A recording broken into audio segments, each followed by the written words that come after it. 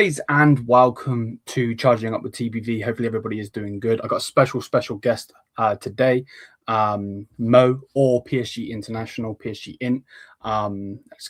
Brilliant to have you on, bro. Obviously, we've done various things with both of our football channels, but a bit of a different concept, like we were talking just a minute ago off screen. But yeah, welcome to the pod, and I'm glad to have you on, bro. Thank you.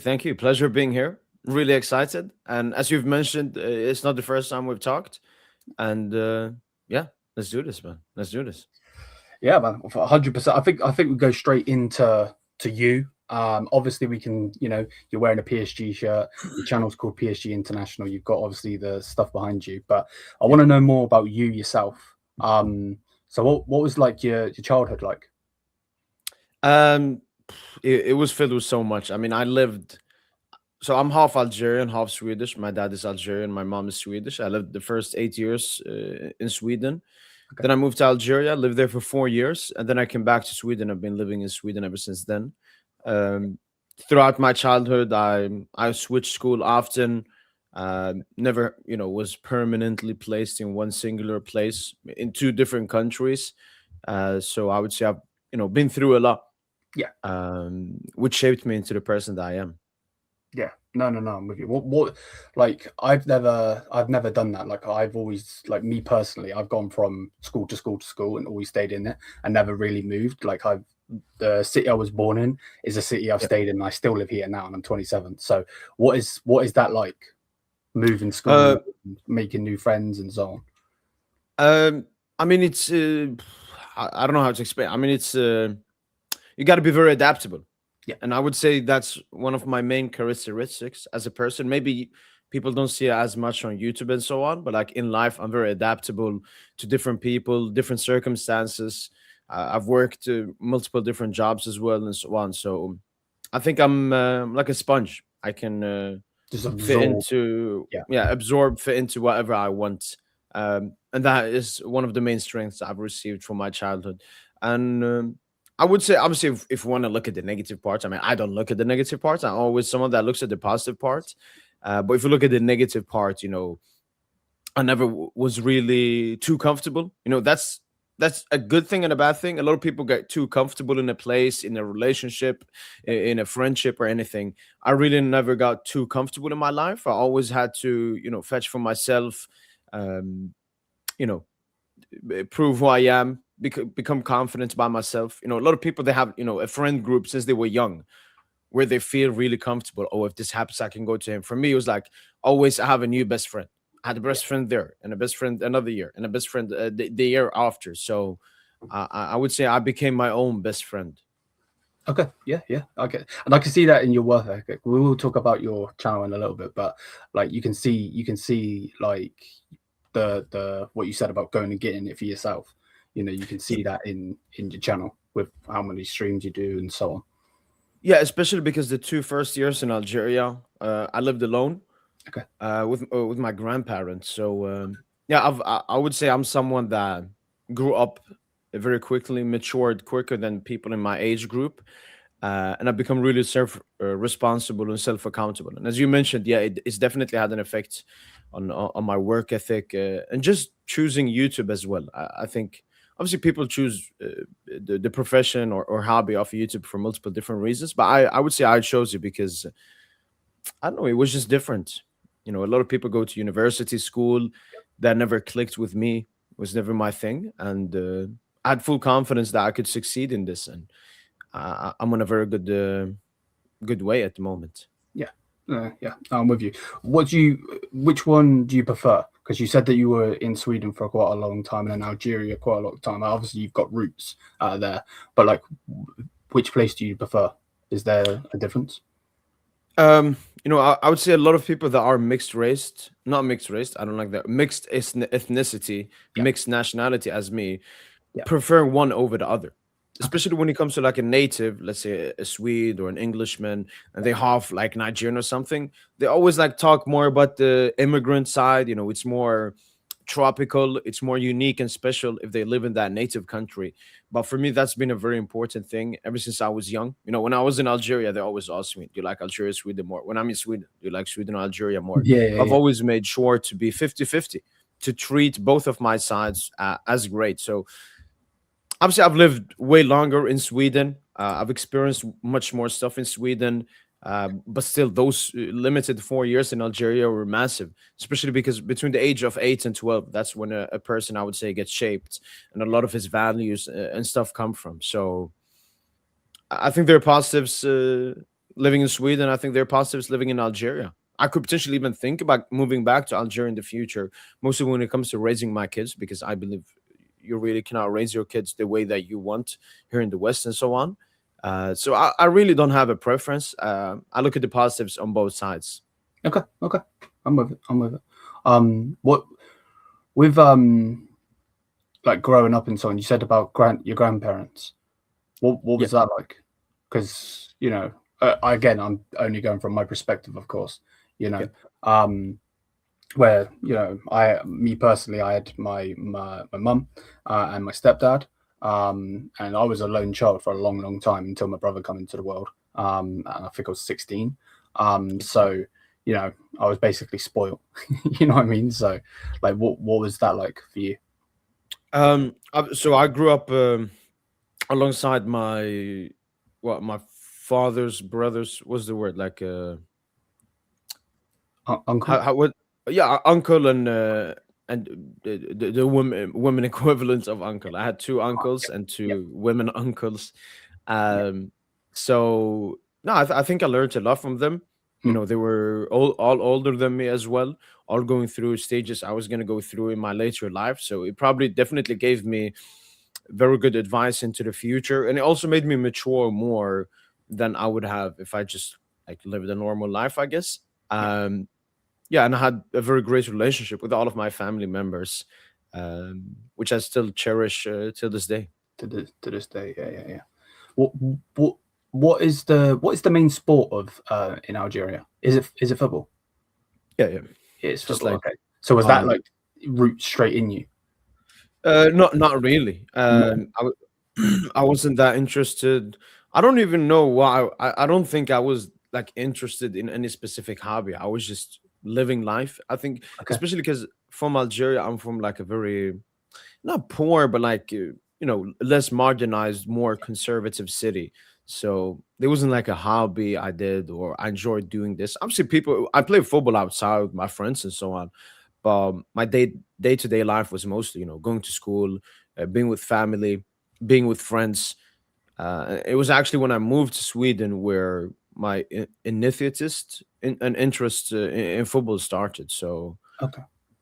Okay. I So I do want to say because people are very nationalistic there. Uh, Obviously, we were massively connected to the Algerian national team. Like when we won a game, went out in the car. I remember I sat, on the outside of the car with my legs outside and just there. So that was definitely a strong connection I had to football through the national team. yeah, yeah. No, I'm with you. And then you got into it more with being in Sweden. Yeah, so I remember when I moved to Sweden, that's how, a lot of people ask me, how did you become a PSG supporter and everything? So, with me being Swedish, I always had a fond memory of Zlatan Ibrahimovic, obviously. And when I moved to Sweden in that summer, that's when he made his move to Paris Saint-Germain. I remember my mom telling me, and I was like, PSG? What's that? I've never heard about that. What's the Uh, PSG? Yeah, yeah, what's a PSG? That's how irrelevant we were back in the day. yeah, yeah. On the larger scale, especially for me, who was a very casual football supporter. Yeah. Um, but yeah, I was like, you know what? And I also had to been to Paris, the city, a couple of times before, with me having part of my Algerian side living in Paris, and it was a very unique club to support. Maybe some people would call a PSG supporter a glory hunter. I would exclude myself from that group. Maybe the PSG supporters that started supporting PSG when Neymar and Mbappe joined, and Yeah. definitely the ones that started supporting after what we did last season, winning the Champions League. But I supported in 2012. It was 1 year after the QSI acquisition of the club, and the belief in winning a Champions League or something. I mean, I remember in that season. after when we finished it off, we won our first Ligue 1 title since 1994, I believe. So yeah, I didn't follow any glory. I just followed Ibra and some other stuff. Made sense as well to support PSG. Yeah. Do you think if Ibra would have been at a different club, you would support a different club? It's very hard to answer because it's in the. I mean, we don't know. Yes. Potentially, I did watch him. I wouldn't call myself an AC Milan supporter when I lived in Algeria, but I did watch like clips and highlights. I couldn't watch games, but I watched clips of him when he was at AC Milan. So maybe if he had stayed at AC Milan and I came to Sweden, got more interested in football, maybe I would have remained. And as you said, maybe if Ibra had gone to Bayern or Yeah. a Premier League club or something, could have had a difference for sure. But I'm very happy in the decision I made. No, fully. What's the difference in food from Sweden to Algeria? So especially where I'm from, Algeria, I live in the Sahara Desert, where the degrees, especially during the summer or even during the in between, varies between 40 to 50 degrees Oh, wow. Celsius. So a lot of the food is filled with like water. So you eat a lot of soup, a lot of I don't know the words, but there's a lot of food, and then we eat with bread as well. Okay. Yeah. So it's very non-dry. It's very watery food over there. In Sweden, it's a lot of potato. It's a lot of fish. Uh, I love I love both food. I love both food. Yeah. Hey, there's nothing wrong with food. Like, you know, I love food too, mate. Yeah. Probably a bit too much. But yeah, going to pushing into so like with the national team and so on. I can't think of anyone off the top of my head. The only one I can think of is Mahrez. But that's more recent, isn't it? Yeah. Is there anyone that like stuck out to you from your national team?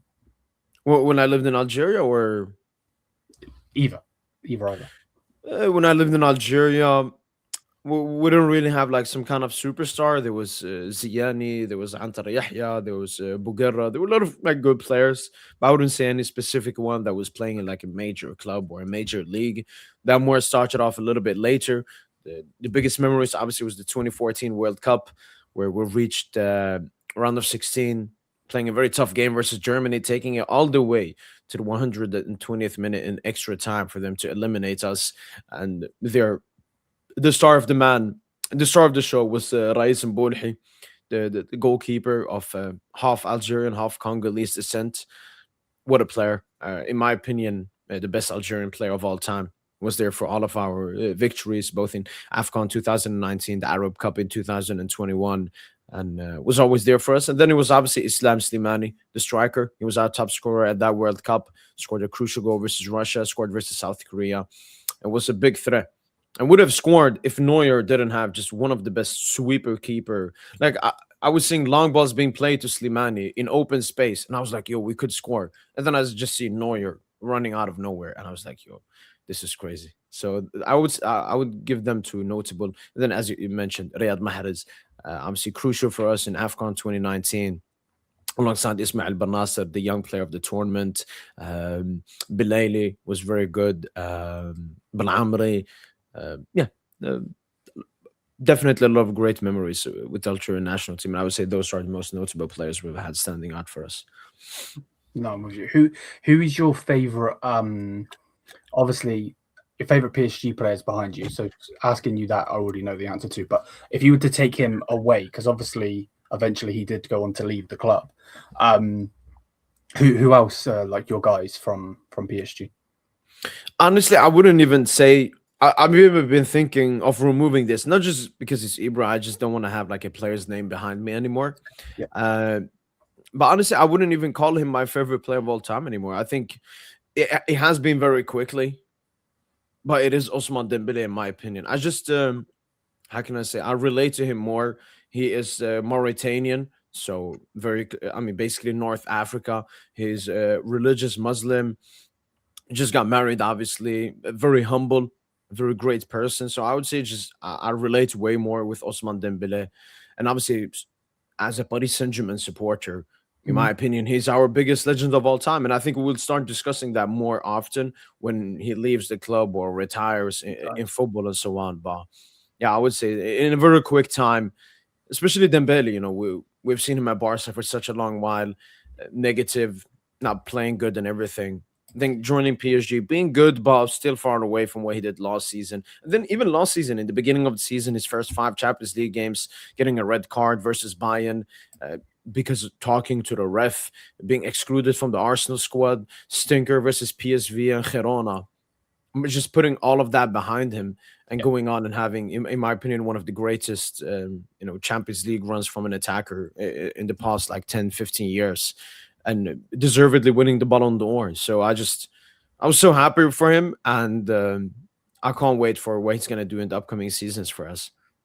Fully. I'm fully with you as well, because we will talk about that season overall in a little bit, but like, yeah, craziness.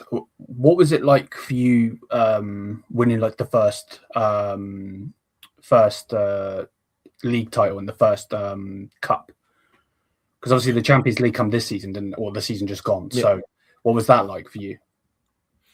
I mean, it was a great feeling.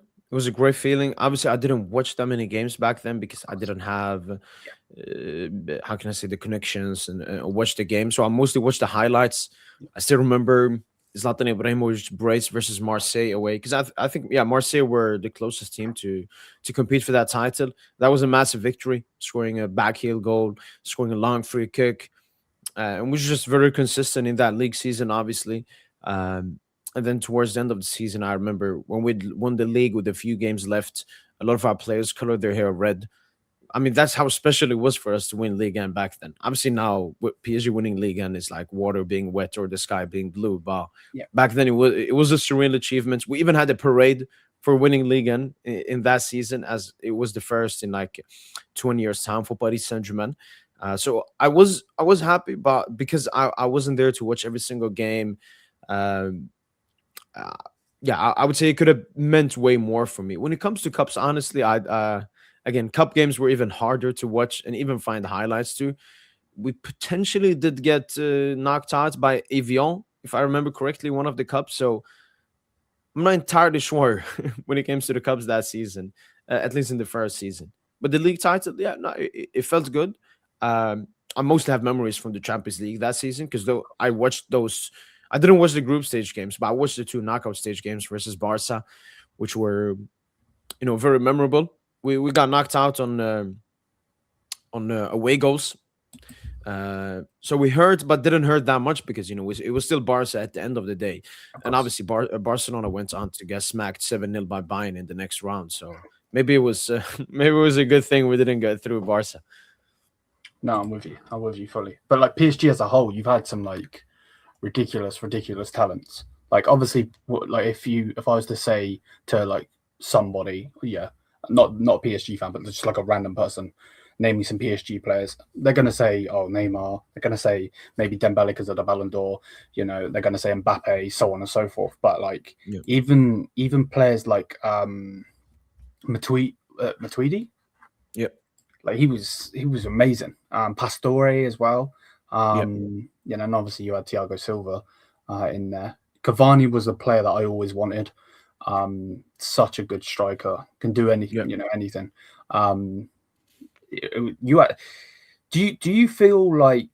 Let me pose this question properly. Do you feel like that team that you had when you got Zlatan and you got Cavani and Thiago Silva and so on, do you feel like it was a failure that you didn't push for European success? Not really. Winning the first Champions League is very difficult. We saw at Chelsea, they got bought by Abramovich in 2003, and it took them all the way to 2011 to win their first Champions League, and they spent massive amounts. Then you had City getting purchased in 2008, took them all the way to 2023 to win their first Champions League. I mean, even if you take a look at a club like FC Barcelona, who's now considered one of the biggest clubs in the world and throughout football history, it took them, I believe, over 50 years to win their first Champions League. So it's always been very difficult winning the first Champions League. I wanted it badly. It hurt, every single Champions League defeat, but I wouldn't call it a failure. For me, it was just building steps. Ibra, Thiago Silva, Verratti, Thiago Motta, Maxwell, they laid down the foundation. Neymar, Mbappe, Di Maria, obviously Verratti once again, Thiago Silva once again, continued that foundation, which made it easier because like last season we were the second youngest team to ever win the Champions League, and I think Yes. because of the great players that have been at the club before, because of the investment that had been made, because of the continuous pressures for the Champions League, it was probably easier for them to believe that they could accomplish the first Champions League. So when I look at like Neymar picture crying in the 1920 final versus Bayern, instead of looking at, oh, we lost the game, I look at, man, he tried. And he was injured so many seasons, Mm. but in that season where he stayed fit, he tried so much and nearly did it. So no, I've just great memories from all the previous seasons, and I wouldn't say, oh no, we failed in Yeah. what 13 seasons and succeeded in one. No, Yeah. we No, we had a great way. no, I get you. What was it? What was it like? Because obviously you said, did you say 2012 you were become a PSG fan? Yeah. Is that what you said? Yeah. What was it like when you signed Neymar then? Because obviously that's coming off the MSN, that's coming off the Barcelona Champions League, and so like, what was? I guess you were buzzing. Yeah, I was actually in Paris at that time. I Oh, was wow. with a family member that was a Barca fan as well. And I remember I saw it on Snapchat Mhm. because I didn't have Twitter, I didn't Yeah. have Instagram, I didn't see reports and all of that.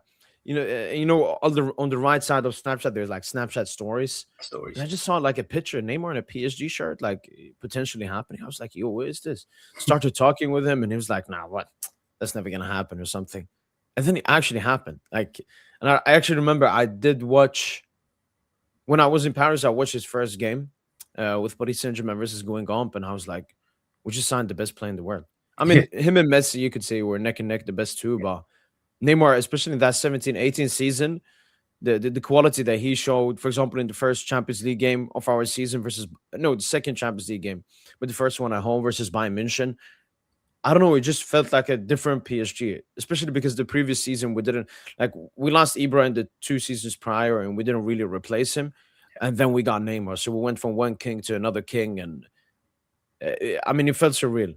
It felt surreal, and that's when I just had even more belief and support in this club because when your club does these big transfers, you're Crazy like, things. Yeah. this club cares about winning trophies. This club wants the best for its fan base. Unlike when you see Chelsea still employing Chaloba and Badiashile as their centre backs after spending 1.3 billion. That's not a club that cares about success. That's a club that has other priorities. So yeah, some people would say, "Oh, Neymar to PSG was a failure or something." No, the club cared, and you can't guarantee a UCL. It's like, for example, you guys paid a lot for Kane, who's been very great, but let's say you don't win it this year or something, and Yeah. eventually he goes back to the Prem or retires or anything. It won't be a failure. No, it was a great signing that helped elevate the club and got it to a better position that it was in before. And then the signing with Neymar as well was massive for marketability. I Yes. mean, okay, it doesn't exist on this jersey, but there are many PSG jerseys with the Jordan logo. Yeah. I don't know without Neymar if we'd ever gotten Jordan,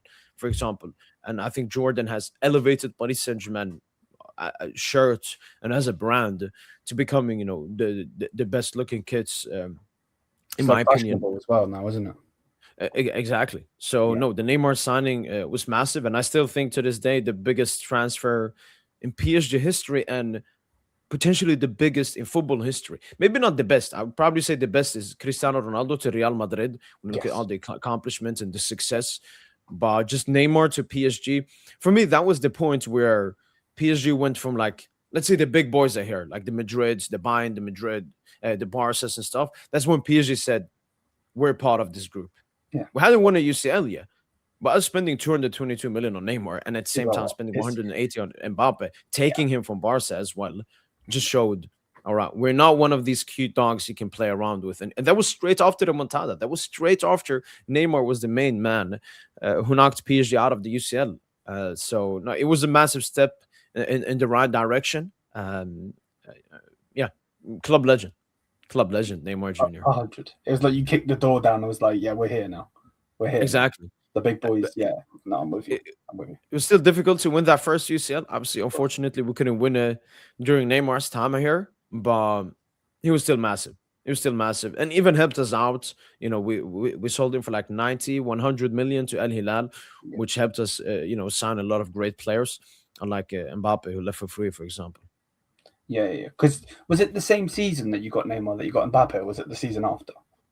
No, we got them in the same season, in Same 17, season. 18. It was on a loan deal, if I'm correct, right? Yeah, so Neymar was bought directly through the release clause. Yeah. Mbappe was a loan with obligation to buy the season after for 180 million euros. Because you still had Cavani at that time as well, didn't you? Yeah, and Di Maria. So And Di we Maria were, as well. I mean, Yeah, we were, and Draxler. Like we were stacked. stacked. Yeah, 100% stacked. Yeah, because like obviously I'm not a PSG fan, so I'm looking at it from the outside in. But like it seemed like you were very very stacked up front, but then the midfield lacked a little bit, and the defense lacked something. At that time. And then eventually, which again, like I said, we'll get onto the Champions League winning team. Um, like yeah, everywhere, all over the place, was just nuts. What was it like for you then signing Messi? Messi, I don't know. Messi was way more inevitable than Neymar. I knew that his time at Barca was going to come to an end soon. Even in the previous season before he left, after the 8-2, he told Barca he wants to leave. And it was part of his contract as well that they would have let him leave. But instead, they completely embarrassed him and forced him to stay at the club.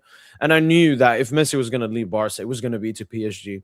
Some people mention stuff in books and stuff that he was going to go to City. I don't really see that happening. I think PSG is an easier move for Messi. I mean, Messi never wants to leave Barca like that, but it was a much easier transition going from Catalonia to Paris than Catalonia to Manchester. Premier League, English, all of that. PSG, we had so many South American players, former Barca players as well. So it always made sense. So it was way more inevitable. And I remember I was on my train from another city back home to where I live, and I was watching the live a press conference of Messi when he was crying and stuff, and I was like, I was sad as a football fan because when you think of Messi, you think of Barcelona, but at the same time, I was like, yeah, he's joining us. He's joining us. And actually, I remember. So I had two YouTube channels before this one Okay. called PSG Int. Both of them got completely removed due to copyright, which was my own fault. I'm not trying to Okay. victimize myself there, but I remember like it was difficult because I put in efforts and stuff and it didn't really go anywhere. But then when Messi signed, when actually the channel was created, I believe on the 30th of August or the 1st of August or something, I was like, you know what? Let me give this channel one more try. So, I mean, we could have been here in 2026 with, well, we wouldn't have had this podcast. I wouldn't have been doing YouTube at all. Uh, so yeah, actually, the Messi signing, from my perspective, was massively crucial. I thought it would help the channel more than it did. I thought it was like, oh, Messi is gonna earn me a lot of views and stuff, but it didn't really. But it was definitely a motivation to get back into doing YouTube and doing Twitter. So I'm very grateful in that sense of the Messi signing. But that's how I felt Yeah. when Messi joined the club. No, I'm with you fully. Um, who would you say was like the best goalkeeper you've had at your club? Because you have had some like ballers. Yeah, I've been through Sirigu, Trapp, Ariola, Buffon. There are two notable ones. It's Keylor Navas and Gianluigi Donnarumma. Yeah. Donnarumma, we had him before his peak. Navas, we had him towards the end of his peak. Both two great goalkeepers. I'd obviously have to be a little bit biased with Donnarumma because he was massive in us winning our first Champions League. The thing is with Donna, if you take his entire period at the club, it's a different story. I remember Keylor Navas in his first season joining us. We had the best defense in Europe. I think we only conceded 5 goals in that 1920 Champions League campaign. He saved penalties. I remember the game versus Madrid. He made like 8-9 saves in that game. Potentially still the record for most saves in a Champions League game. Then we obviously remember the Bayern Munich game in the season after. Obviously Mbappe, Neymar, and Di Maria were great in us scoring 3 goals, but all of that wouldn't have mattered if Navas didn't have an absolute masterclass at the other end. So it's hard, but now thinking about it, maybe Navas, but Donnarumma was so great, and we won the UCL with him. Even though, like, when we lost to y'all in the UCL final, it was not because of Navas; it was because our attackers, we didn't score a goal. A goal from y'all. Neuer had a wonderful game. Neuer had an amazing game as well. So yeah.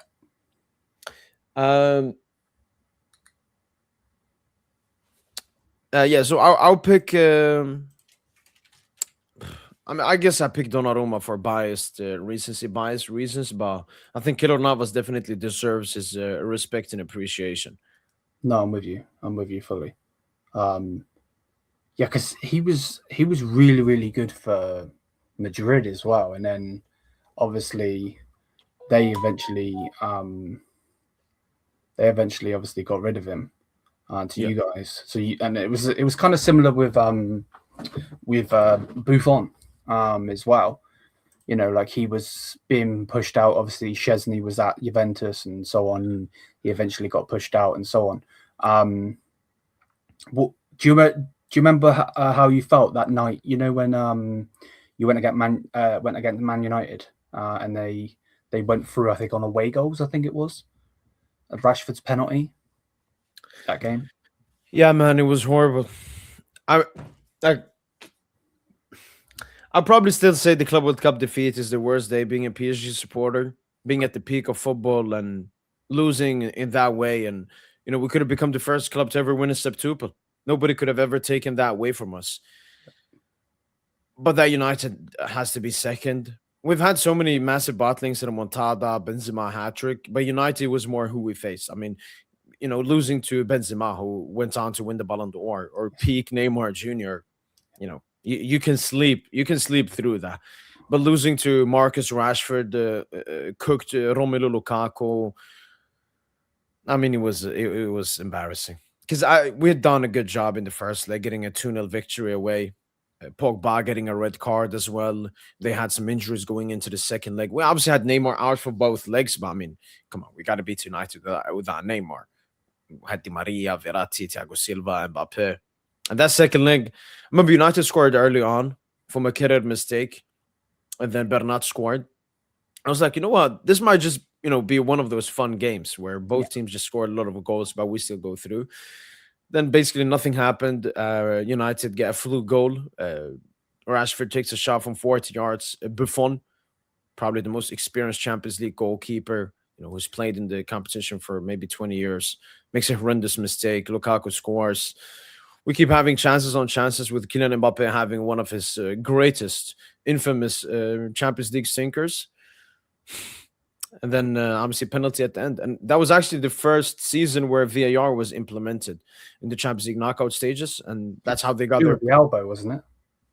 I think, did he jump exactly. And, yeah. I mean, I still think, obviously it's unfortunate, but I still put blame on Kimpembe. I mean, why are you jumping like this? Yeah. But again, that's football at the end of the day. Rashford scores it, and we're out of the Champions League with the infamous Neymar picture like this in the stands. Yeah. Obviously, now looking back at it, it's funny and everything, but at the time, no, I remember when it happened. No, it was disgusting. It was disgusting, man. And we were so good in that season. I remember we'd beaten Liverpool in the group stage, and they obviously went on to win the UCL that season. We also had our coldest kits. In my opinion, the best kit ever, that black Jordan kit. Yeah. And we just embarrassed it like that. Yeah. Because that was when Man United had the pink kit, I believe it was. Yeah. And people either loved it or hated it. I quite liked it, to be honest, but yeah, I wasn't gonna buy it. Being a Bayern fan, of course. But go, and then obviously what you said a little bit earlier with obviously it not being a failure with some of the great players you've had and building and slowly building up to 2020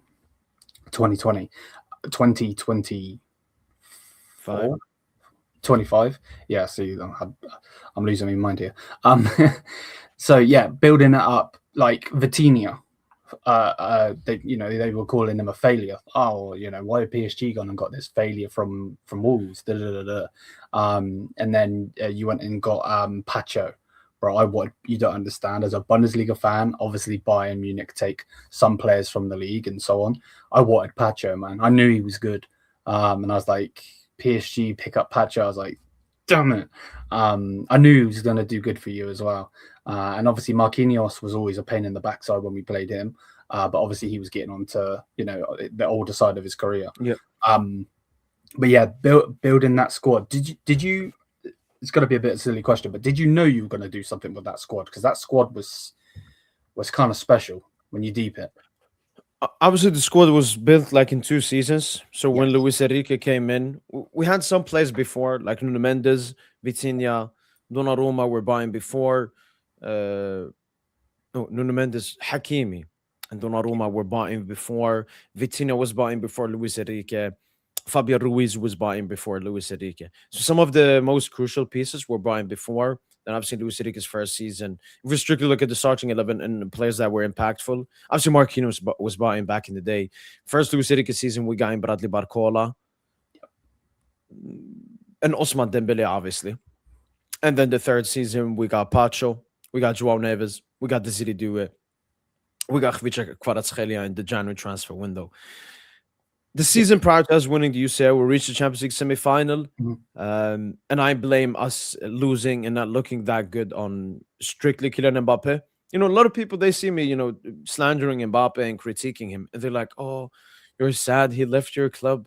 I'm like, "No, go and watch my videos." I said I want this guy out of my club because he's just not good enough. This guy cannot lead us to a Champions League trophy. We're trying to win our first Champions League trophy, and this dude just cannot do it. So when Mbappe left, I had even more hopes for the second season. I mean, it was going to be Luis Enrique's second season. And as you mentioned, Pacho, Neves, Doué, Kvaratskhelia were signed. And honestly, when we made that window in the beginning, I thought it was good, but I thought we needed more. I wanted the Alvarez. I wanted the Kvara in the summer. I didn't see us getting him in January. That was very surprising. But no, I definitely thought we were going to build upon this season prior.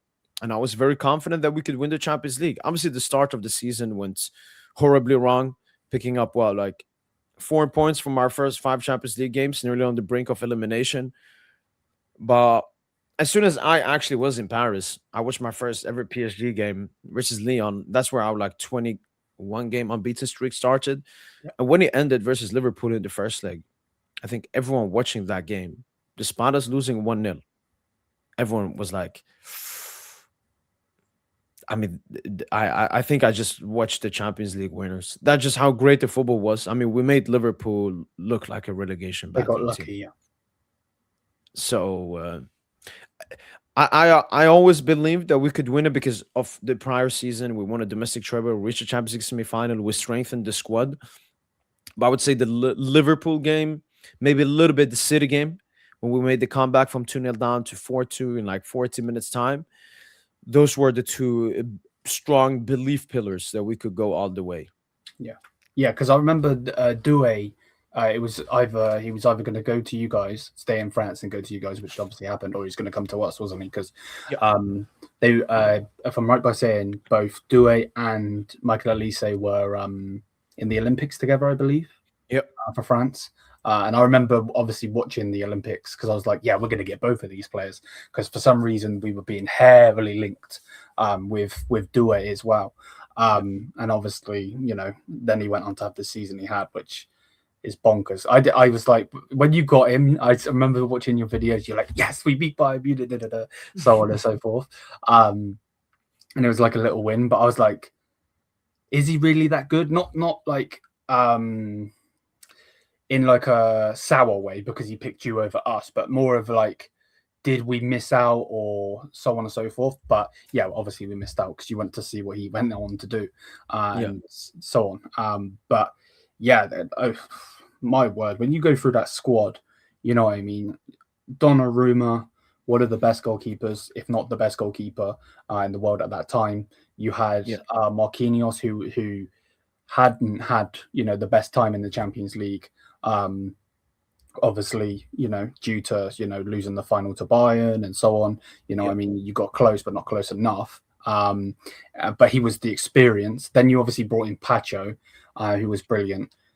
Like, and it's easy to say it. Like you could generally talk on any Champions League team and say this, but generally your Champions League team, you go from every single position, and it's just Yeah. baller. It's actually kind of crazy because I remember, I'm pretty sure when we did our preview for in that season, because we beat you, if I'm right by saying, that season. I'm In pretty the group stage, yeah. Yeah, in the group stage. Were you at that time Enrique out? Yeah, I became a fully Enrique out. Yeah, in the prior Atletico Madrid game. Okay, yeah. But the difference between me and other people that want someone out, that is my opinion. But that doesn't stop me from supporting Luis Enrique and the PSG team. Yeah. So remember in the buying game, he actually switched up. We played more of a 4-4-2. Dembele Barcola as a two front man. And I was always calling for at least something new, trying something new. We're just losing and dropping points.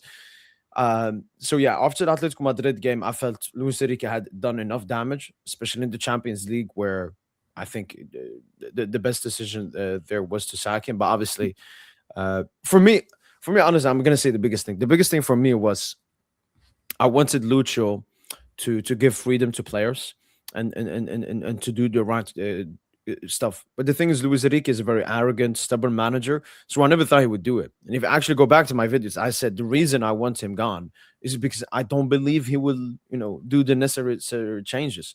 Then obviously there was a meeting before our 21 game unbeaten streak started where he said to the players, you know what, I will fix up. You guys will have to fix up as well, obviously. He said, but I will give you guys the freedom because they've been asking for more freedom to express themselves. Like he became a little bit too peppy to Premier League, making them into like nearly slaves on the pitch.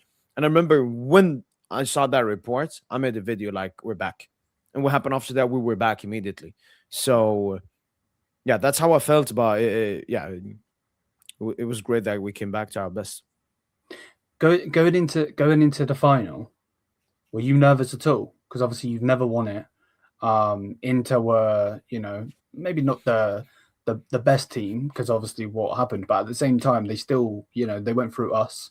They went through Barcelona, who obviously, Yamal, Yamal, and all of that stuff, and all the PR and all of that. But like, were you nervous going into that game? No, I was more excited, and that's just me as a person. Yeah. I always tell actually people that nervous and excitement is the same human body feeling. It's just you react to that feeling differently. Yeah. Because both of it is something that's going to happen that you don't know the outcome of. Yes. So you go into a 90 minutes game, you don't know how it's going to finish. You can either be nervous or you can be excited. It's the same feeling you're feeling. You're just reacting to the feeling differently. And I say that always to the supporters and people that watch my channel before going into a game. Guys, instead of being nervous, be excited.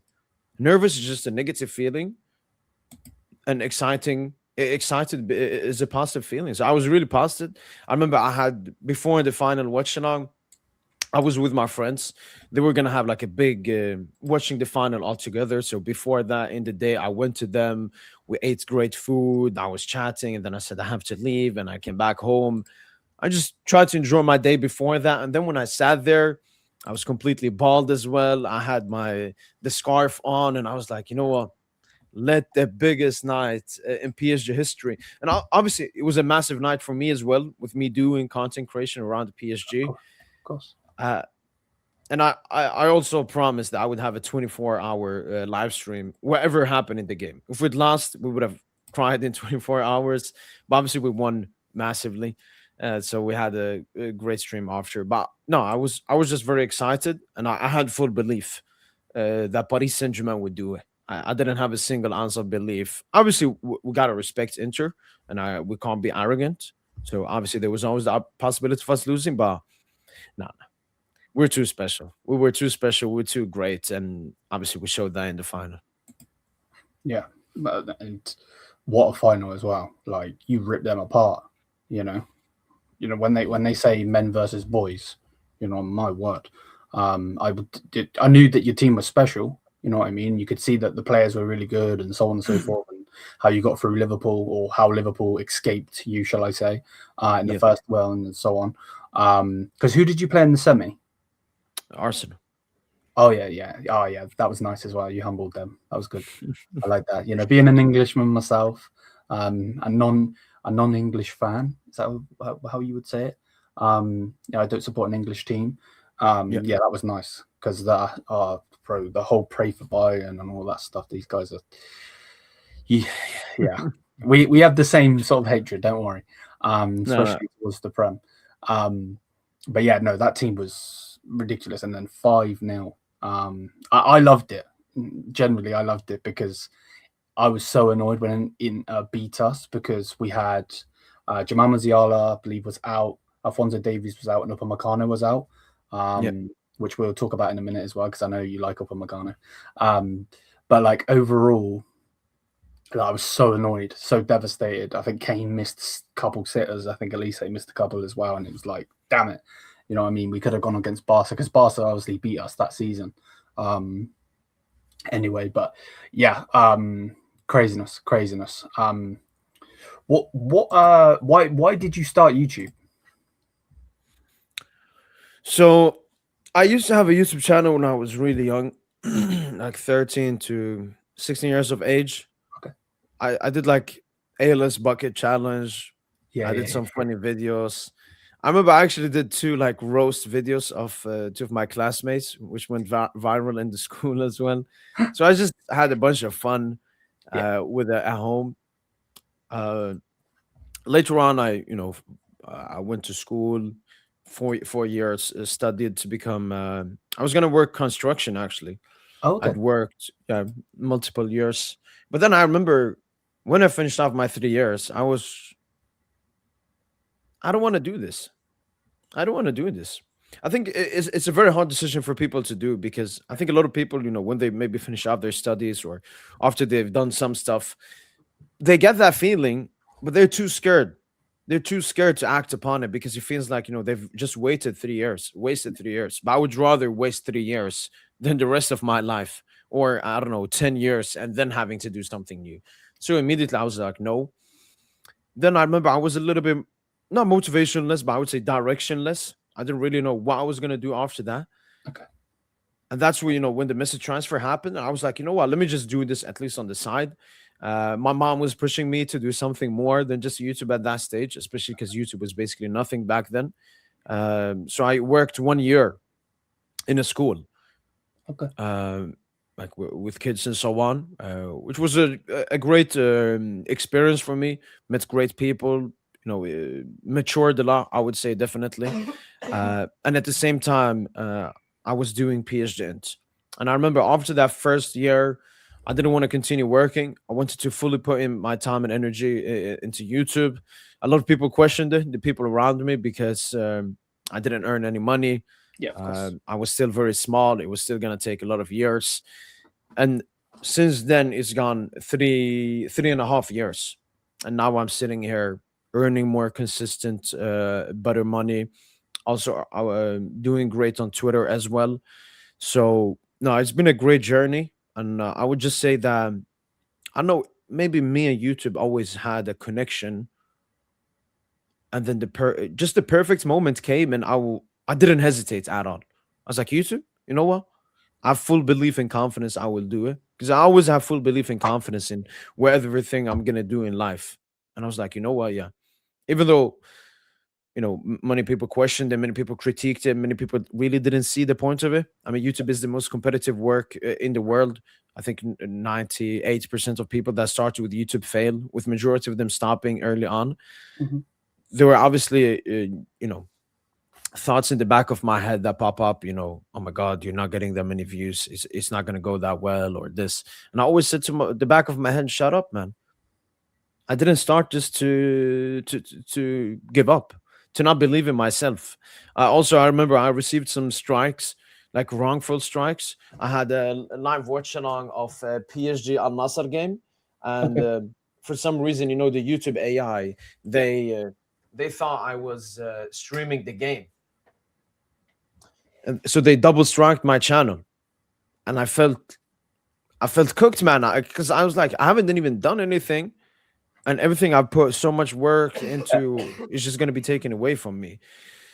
But thankfully YouTube sorted it out, and yeah, so it's been a lot of, I wouldn't say ups and downs. I've just progressed, more subscribers, more views, generating more revenue and everything. But there have been some dents, strike, copyright, or more periods of not that many views. Also, when we get knocked out in the UCL, it's not good for the channel. Obviously, I remember I was looking for big stuff in the 22-23 season. We'd gone 31 games unbeaten before the World Cup. Came back, looked horrendous, and then obviously quickly got knocked out by Bayern München. That obviously affected the motivation for the rest of the season, and overall views and growth. But yeah, and for me, that's the biggest advice, and the thing I hopefully I get people get inspired by people that know me and watch me. Yeah. Don't give up. Okay, it's going bad. Don't give up. Nothing is an excuse for giving up. There's no excuse for giving up.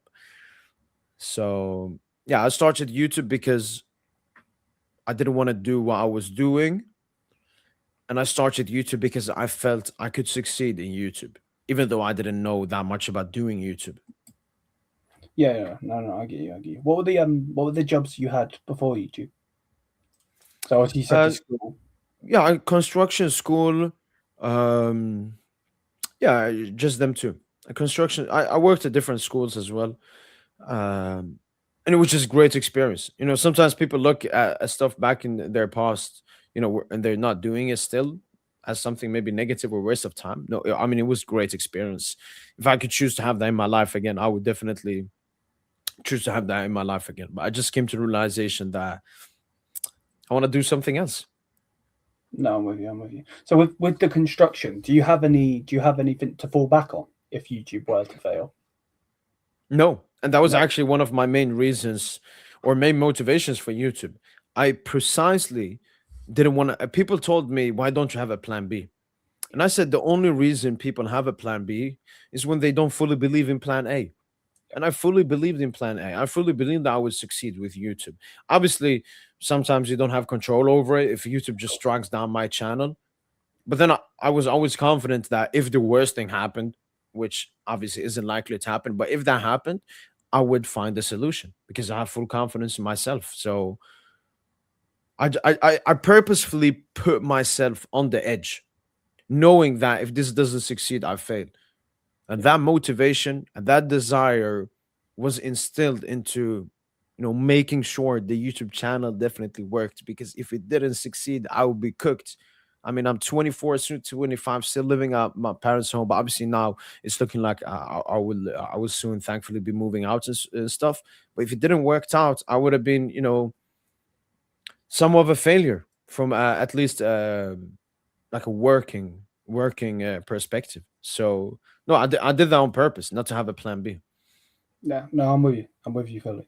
I think I agree with you on that one.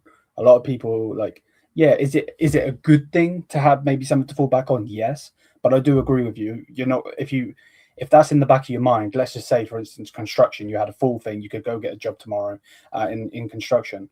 You can Yeah, always have that in the back of your mind, and you're not going to grind as much as you want to.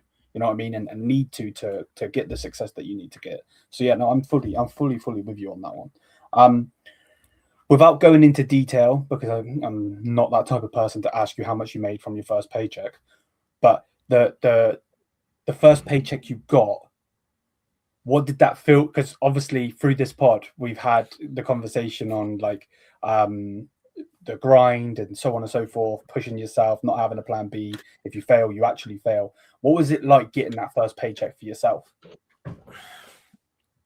I mean, it was so long ago, maybe like 3 years ago, Yeah, and I remember it was obviously it took a while until you meet the requirements to get paid and so on, and then a lot of paperwork as well. But I remember when I finally got it, I was like, all right. But mhm, then I push. That's actually something I disagree with a lot of people. I think people celebrate in life too much. You should work hard instead in life, and instead of celebrating.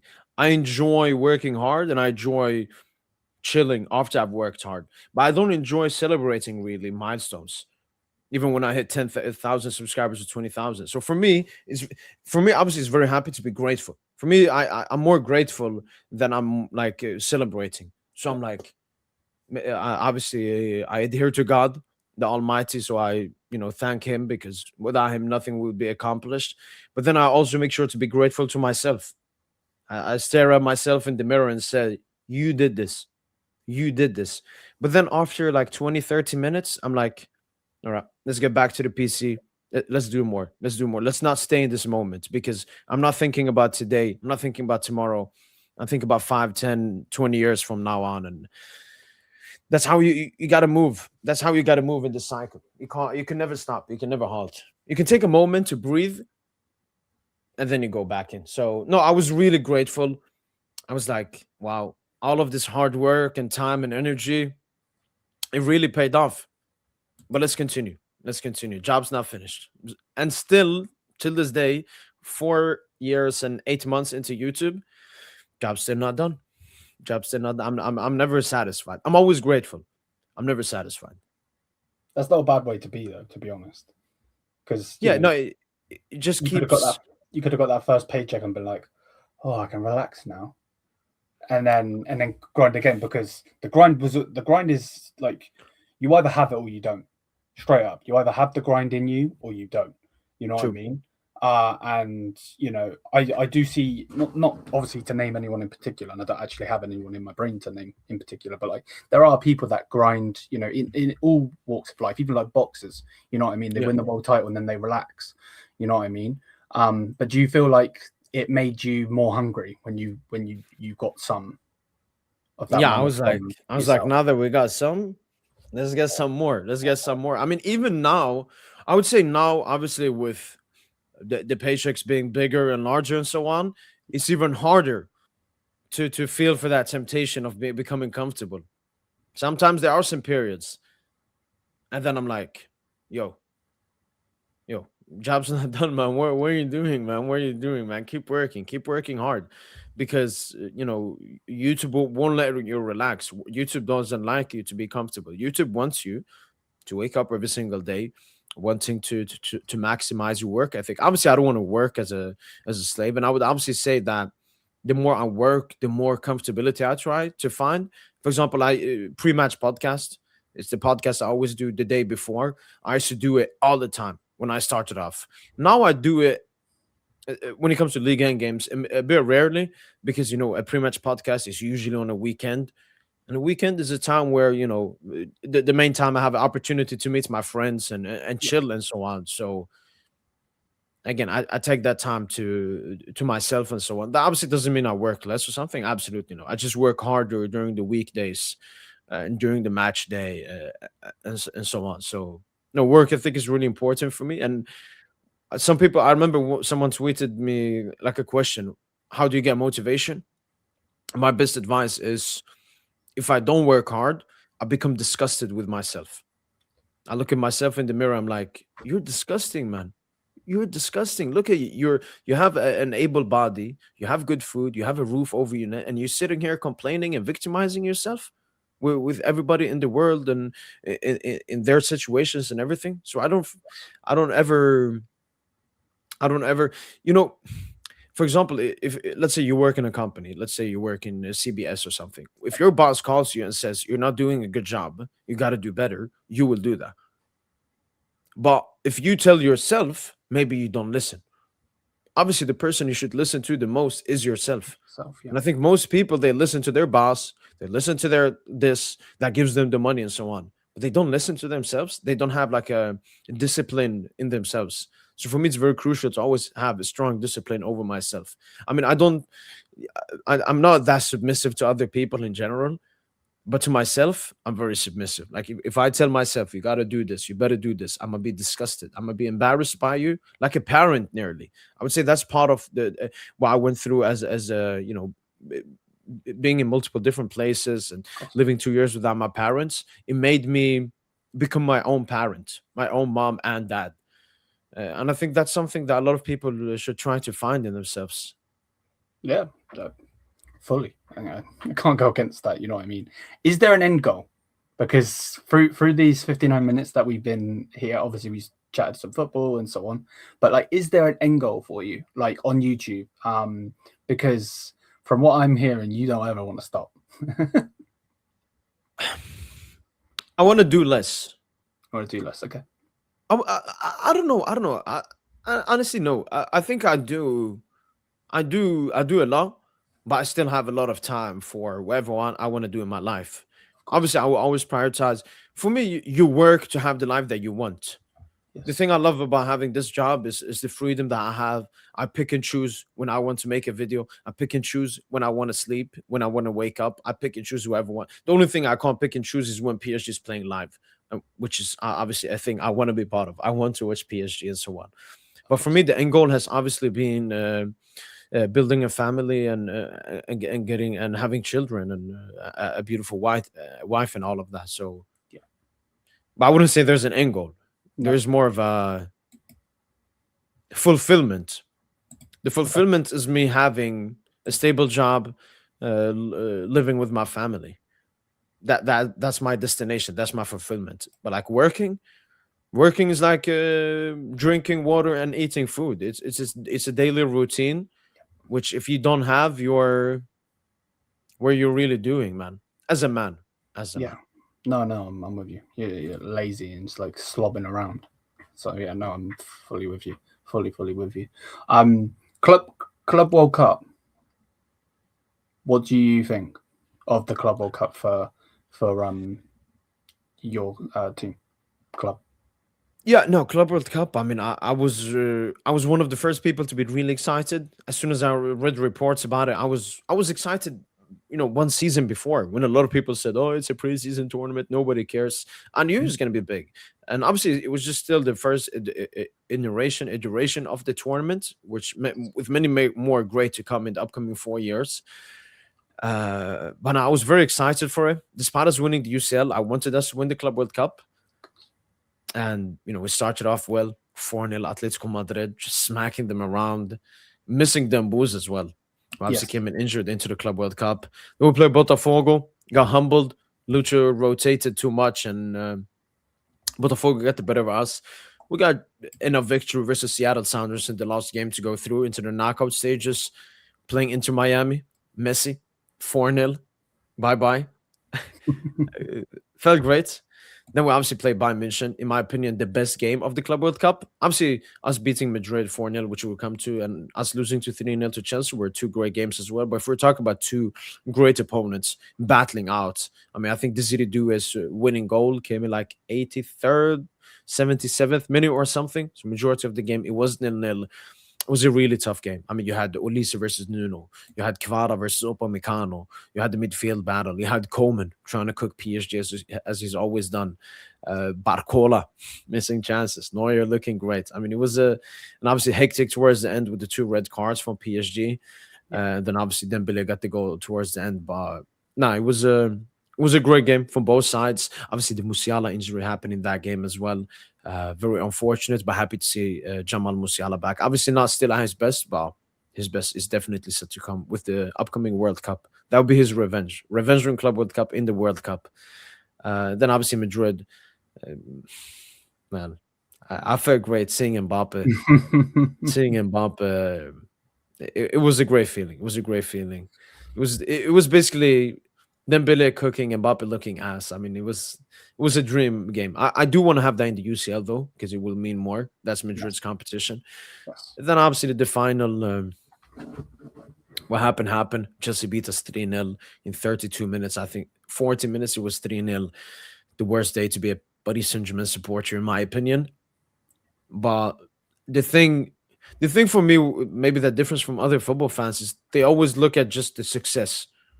It's like they're fans for the great times and not fans for the bad times. And Yeah. I look at football players as, not my friends, but I treat them as if they were a friend. And what I've seen from PSG in the entirety of 2025 is it was a group of 24 players with a manager, with a president, with the sporting director, with a fan base that constantly pushed for the biggest moments, constantly pushed for everything. There was never a moment in that Club World Cup I felt, our players aren't giving 100%. They wanted to do and everything. So yeah, despite us losing, I don't know. Maybe that can propel us mentally to go back to back. And if you had asked me, would you rather win UCL and Club World Cup or back to back UCL? I would have said back to back UCL every single day. So yeah, no, it was a surreal tournament, really enjoyable in the summer, something new entirely. And I'm excited for the next one, which is coming up in 2029 or 2029. Um, yeah, it was a great tournament, very exciting tournament.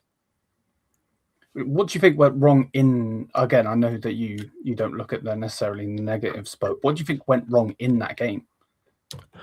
I mean, for me, the biggest. I'm actually gonna soon make a video about it. I'm gonna rewatch the entire game, which is gonna be very painful. But for me, it was the intensity. I think Chelsea came in with way more intensity in the game and just better conditioning. You know, we had a very tough run in the Champions League. We had a very tough run in the Club World Cup. I mean, they were facing Flamengos and Botafogos. We were facing Bayerns and Real Madrid's going into that final. I even remember during the game, I said, if we're not going to press, if we don't have enough energy to press in the game, why are we even pressing?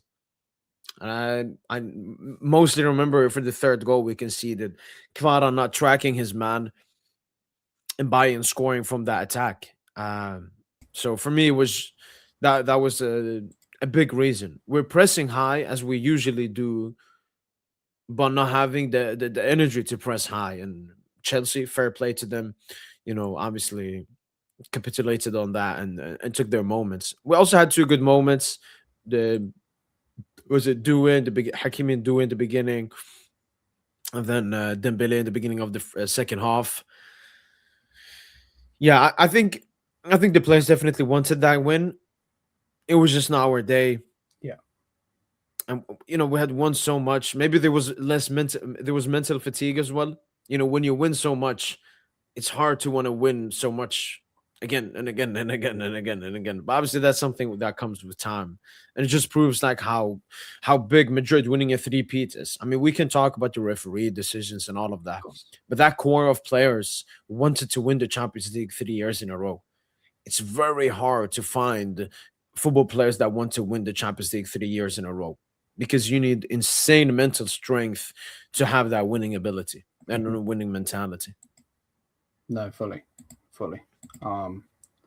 Yeah, don't know what's going on with my camera, but we're back anyway. Are you into anything else? Like, obviously, you said that you like spending time with family and friends, and obviously you're grinding on YouTube and anything. But is there any other sports you're into? I like basketball. The thing is, I enjoy watching sports I play. Unfortunately, not many people play basketball here, so most of the time I play basketball alone. I would also love to play handball, but again, no people play handball. So I would say sports with balls. So basketball, handball, and football probably my three favorites. I said for me, I like to play sports a lot. I like to play football. I like to play basketball. I like to play handball. So those I would say are my favorite sports. But I don't play. I barely play football even. Mostly play by myself. For example, today I just went to the pitch, getting my stamina back up and getting my own preseason going into this summer. Gonna have more of a preseason than Isaac. Gonna have these Liverpool fans crying.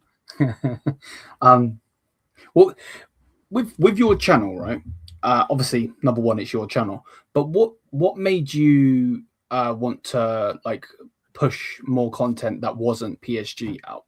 Like I was just going through when I was listening to you. I was just going through your channel and just looking at it, and like some of your most popular content, you've got the France versus Spain Nations League game. Obviously, a lot of it obviously is PSG. Obviously, you being a PSG fan, but like pushing out and branching out, is that important to you? Do you think? For me, it's all about what I want to do. Yes. You know, sometimes people ask me why you're not doing this or this, and I tell them because I don't want to do it. I think a lot of YouTubers follow, you know, what gets popping and so on. Sure, sometimes I maybe do stuff, you know, that gets a lot of views, but that's not really the main priority. The main priority is that I'm interested. The Nations League game you mentioned, I was very interested in watching it. France, Mbappe, Dembele, all of these players, Spain, Yamal, Fabio Ruiz, all of these players. So Yeah. it was a massive game to watch, and thankfully got a lot of views and so on. But I would say it's in the beginning when I started the channel, I was more just interested in PSG. Yes. But I would say a lot of it is due to Twitter. I see reports constantly. I just get more interest towards Barca, towards Bayern, towards Madrid. I try to get interested into the Premier League, but then the football is just so garbage. The fan base is so toxic and childish. So I mostly have interest of these four essential big clubs. So yeah, I would just say that throughout time, I just got more interest in other clubs such as Barca, Bayern, and Madrid that made me do watch alongs on them, that made me do videos. I'm someone that's not ignorant. A lot of people actually tell me, why don't you make Premier League content? Premier League content, a lot of people watch it. It's very great for views, for subscribers, for generating revenue and all of that. And I'll tell them I don't have any interest in the Premier League. I'm not going to force myself watching 90 minutes of set piece NFL ball because I will get good views at the end of it. I mean, I recently took 90 minutes out of my life to watch Arsenal versus Chelsea. It was disgusting. I mean, that's the video I made. It was genuinely disgusting while I watched for those 90 minutes. So for me, it's all about interest. And sometimes what I'm interested in is something that's popping. Sometimes what I'm interested in is not popping. But the main thing is that I'm interested in it. So I would just say, Yeah. since I started my channel, I just got more interested in that kind of stuff. And who knows? I might be branching out to more stuff in the future, depending on what I'm interested in making content in. No, I'm with you fully. I'm with you. Where do you, obviously, again, this is like one of those questions where you don't know the answer. So asking it's probably silly, but with your worth ethic and so on, what you're on, and obviously it's just a number, but 34,000 subs. If you did support a Man United or a Liverpool or an Arsenal, Chelsea, where do you think you would be? Do you think you'd be in the hundreds? I have no clue.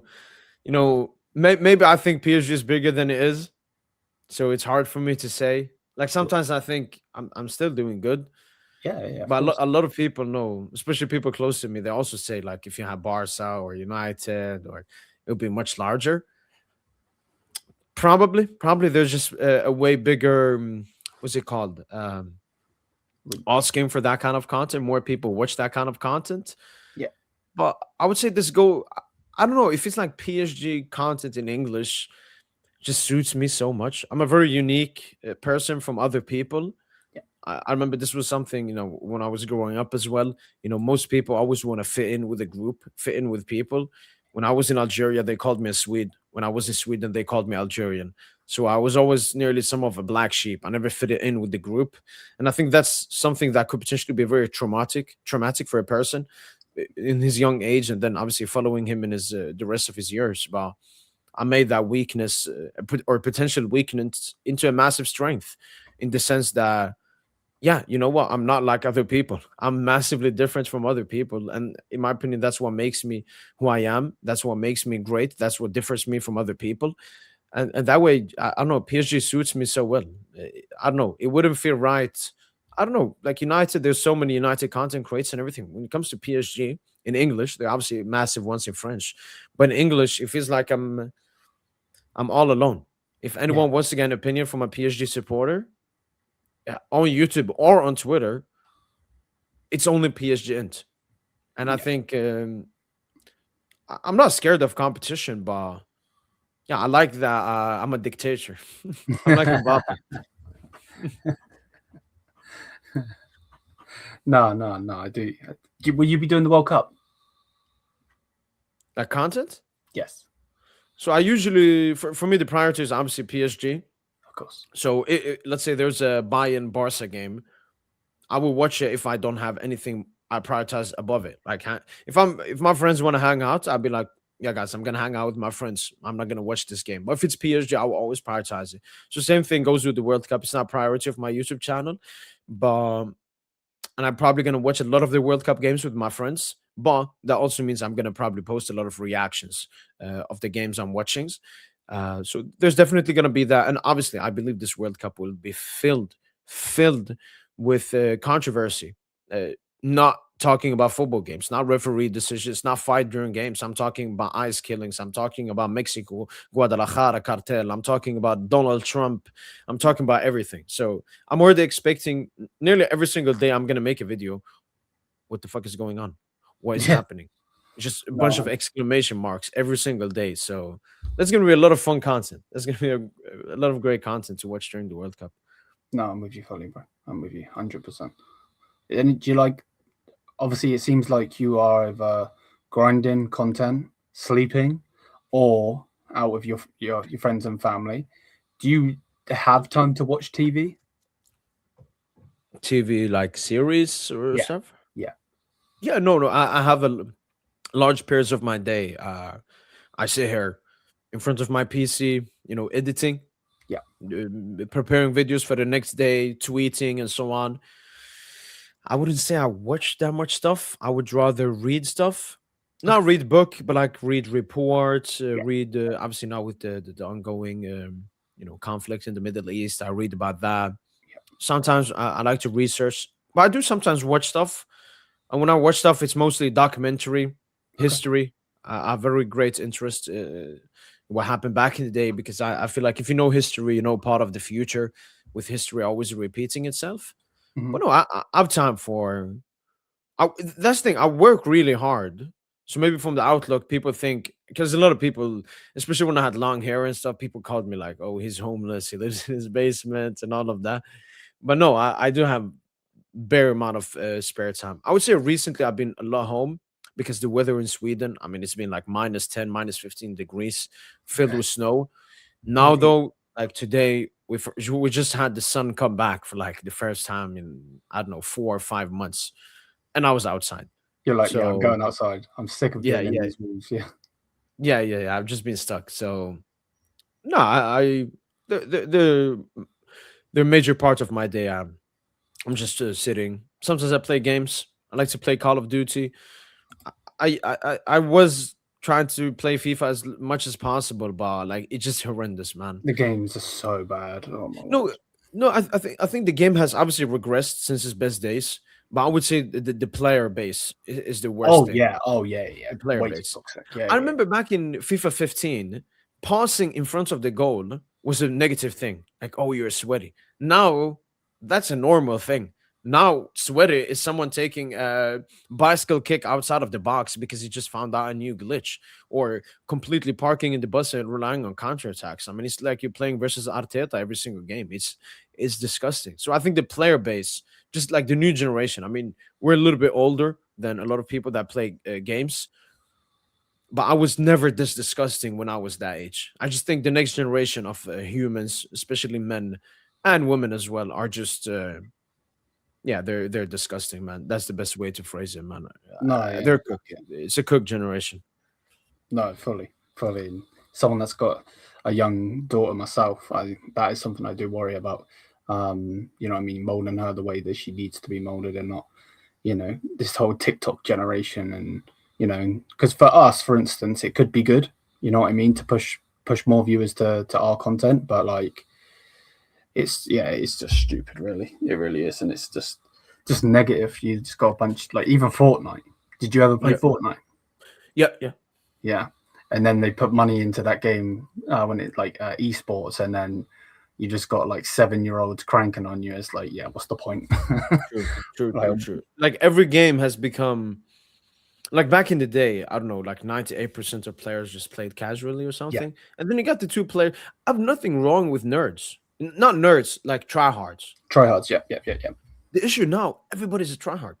Literally. Everybody's watching tutorials how to become better every single time. And it's like, this is not a job. This is a game. You're supposed to have fun. Yes, I want to win FIFA games. Who doesn't want to win? But I Of want to course. have fun. That's the most important part. Yeah, When I'm having, I don't know, I'm doing YouTube, obviously getting views, working hard is the most important thing. Then, I don't know, having fun is the second important thing. But when it comes to playing games, like I just finished off having, I don't know, I had a live watch along, a 7 hour post match podcast, and I'm here trying to play a game, and someone is trying hard, doing like, I don't know, his life is depending on it. And I'm like, this is disgusting. But again, I blame the game for this. They're the ones that pushed and changed the mechanics for what the pros wanted. Yeah. They're the ones that added the, for example, for champs. For champs is a competitive thing. They just pushed and made every casual into a tryhard. No, fully. I'm fully with you on that one. Even I was playing it before we first messaged, before we were to do this, and it's like I like playing with my female team because it actually feels like a challenge, rather than having Mbappe and all of the icons and blah blah blah. So, but yeah, no, I'm fully with you. But yeah, man, this has been good. I've really enjoyed this, bro. Same here, man. Same here. It was really enjoyable.